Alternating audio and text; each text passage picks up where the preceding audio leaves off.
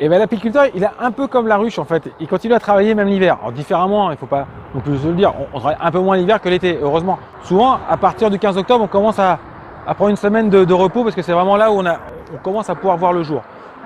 Mais après, on a tout le travail d'hiver, tout le travail de préparation de la nouvelle saison. Et le printemps revient très vite. Donc le travail de préparation, c'est le nettoyage de tous les cadres, c'est le nettoyage de tout le matériel, c'est la préparation des nouveaux cadres, préparer la cire pour pouvoir avoir des nouveaux cadres cirés de bonne qualité. Je rappelle qu'on change 30% des cires dans la ruche minimum.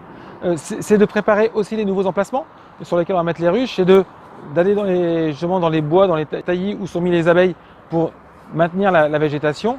C'est aussi préparer tout ce qui va être la prochaine saison.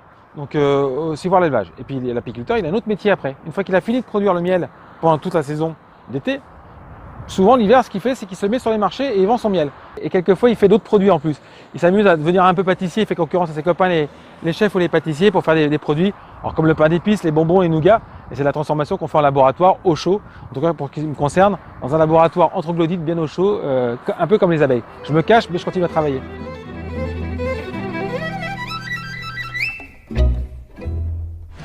Retrouvez tout France Bleu sur francebleu.fr.